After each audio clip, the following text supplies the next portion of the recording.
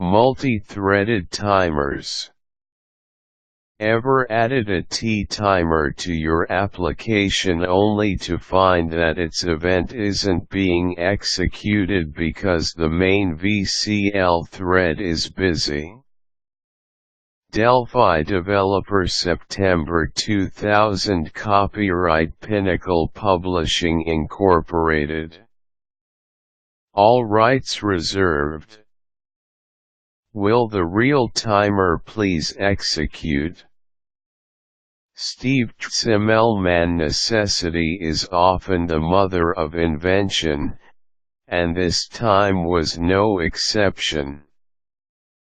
While I was working on some Microsoft Word/Excel integration, a problem arose when I was processing documents with the visible property set to false.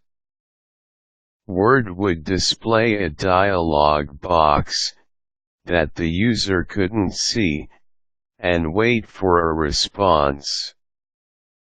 Well, needless to say, this made the application appear as though it was hung.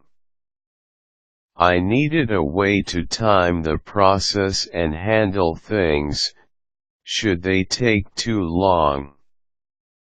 So I slapped a TTimer component on the form, set the interval for 1000, 1 second, and counted the number of times the timer event executed.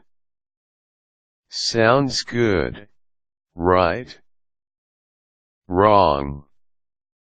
When the Word dialog box showed itself, it was using the main VCL thread, which in turn wasn't giving way to any other processes, including TTimer.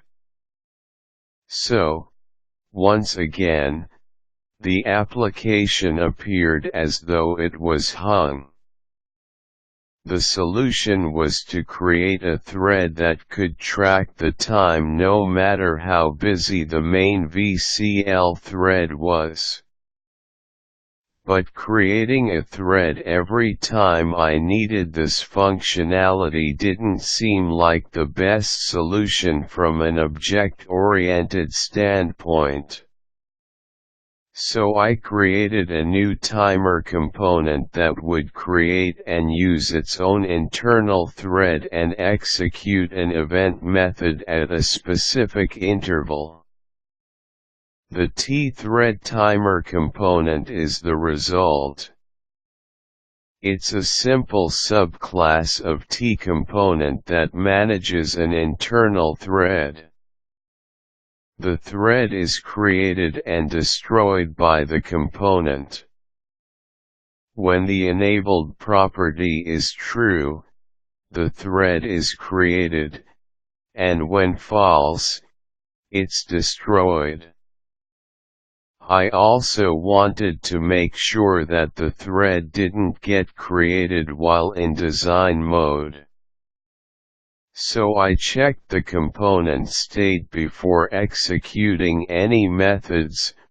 Procedure TThreadTimer.set enabled, value boolean, begin if, value f enabled, then begin f enabled equals value, // don't create or kill the thread unless / the app is running.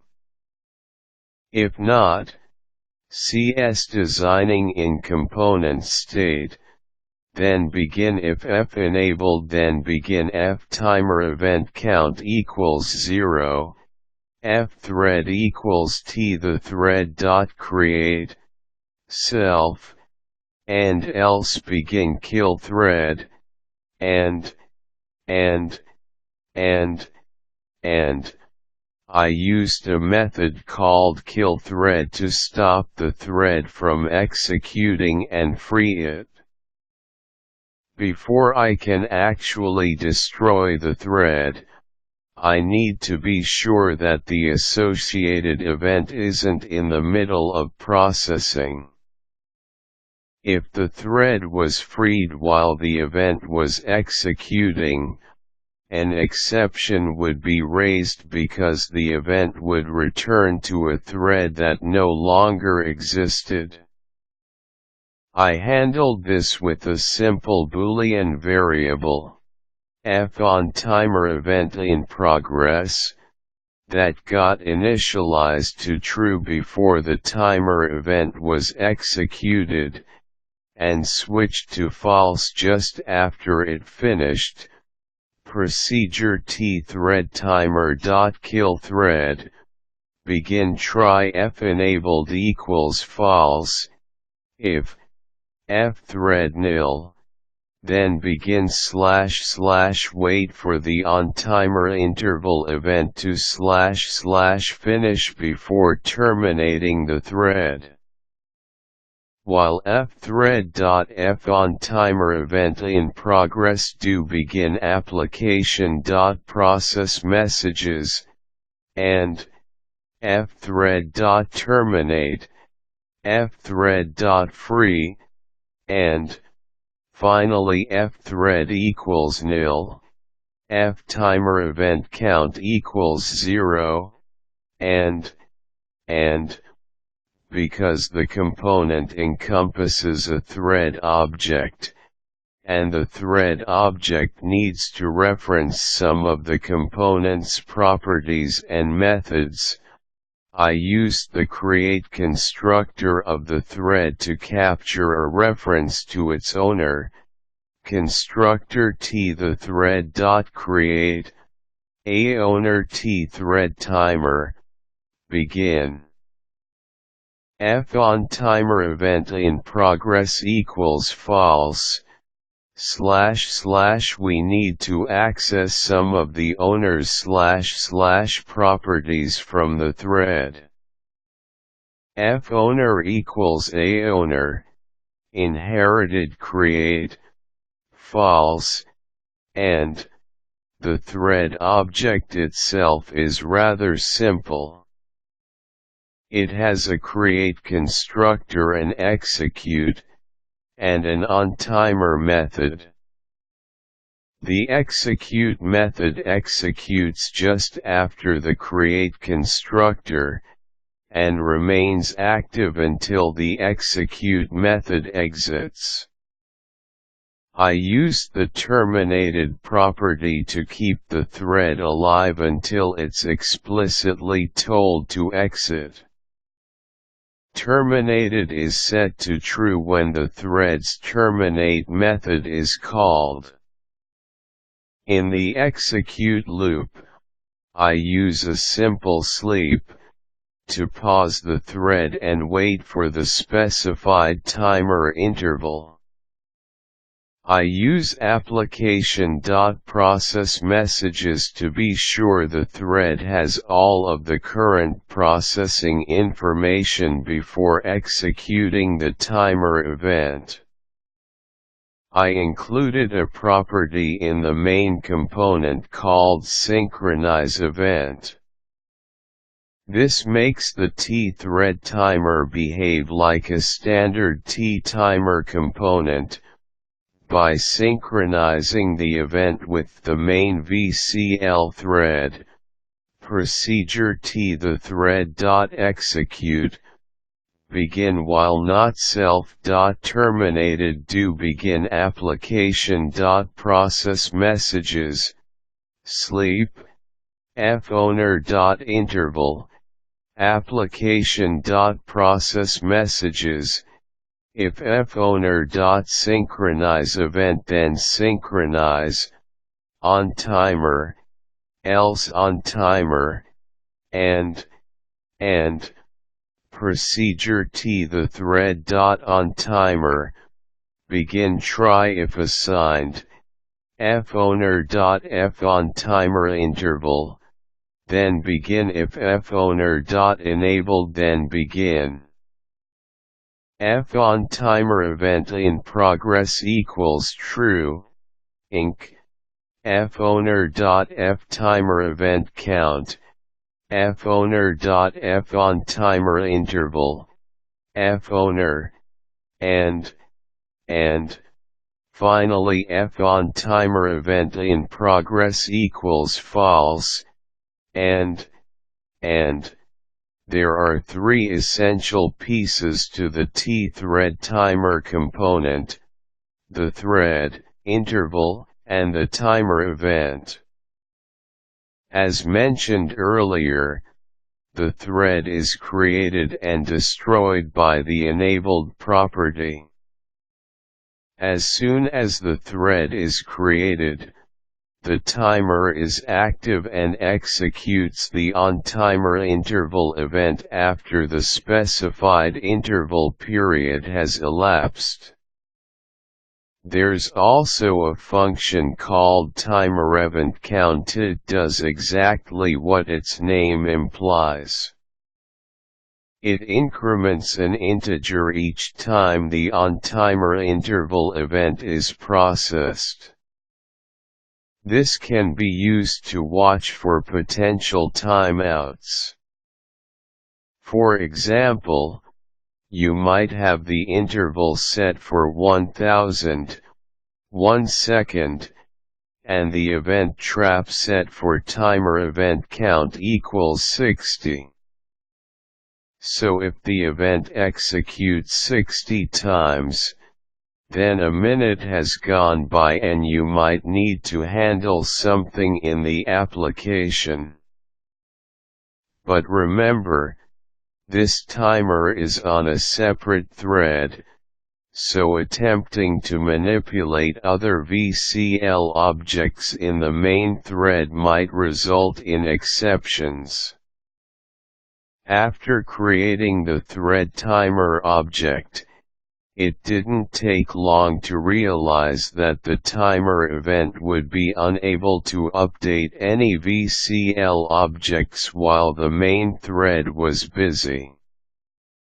For instance, if you wanted to check a record pointer of a table while the table was being processed and display the results to a T-label, you'd be out of luck.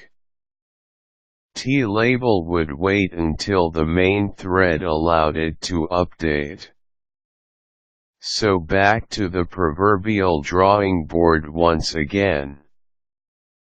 I discovered that Tcanvas, for the most part, doesn't use the main thread for updating. So I created a new label component called Tcanvaslabel. Tcanvaslabel is a subclass of tGraphicControl, and only uses the canvas property for drawing. I designed Tcanvaslabel so it could be used as a label and a progress bar. The properties fill, fill%, and fill color are used to paint a portion of the label's canvas a different color. The paint method is used to display the contents of the label.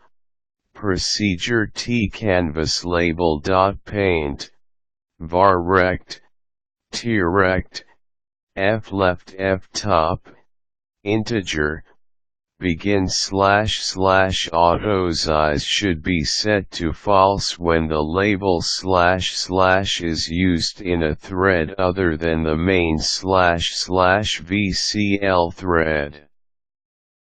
If autosize, then setSize, rect equals client rect, / paint label with primary background color. Canvas.brush.style equals BS solid, canvas.brush.color equals self.color, canvas.fill rect, client rect, if fill%0, and ffill, then begin / calculate the fill percentage. Rect right equals trunk, rect right asterisk, fill % /100, canvas.brush.color equals fill color, canvas.fill rect, and canvas.brush.style equals bs clear, case alignment of ta left justify, begin f left equals 0, and ta right justify, begin f left equals client rect.right, canvas.text width, caption, and ta center, begin f left equals trunk, client rect.right, canvas.text width, caption, /2, and case layout of TL top, F top equals 0, TL center, F top equals trunk. Client rect.bottom, canvas.text height, caption, /2, TL bottom, F top equals, self.height, canvas.text height, caption, and canvas.text out, left F top caption, / force the canvas to update itself. Canvas.refresh, and there are a couple of caveats you need to watch out for when using events that use threads. The auto-size property of Tcanvaslabel should be set to false when running the application. Resizing the label uses the main VCL thread, so the label won't update. Be sure not to include any standard VCL objects in your thread event without thoroughly testing them, or specifically creating them in code inside the thread. A simple use of both these components can be found in the demo included in the accompanying file. The simple application demonstrates the difference between a standard TTimer and the timer found in the tthread timer component. The TTimer event updates a T-label with the current time once every second. To create a busy process, the application appends 10,000 records in a for loop. You'll notice that during the append process, the time display stops for the standard TTimer while the other labels are updated at their designated intervals.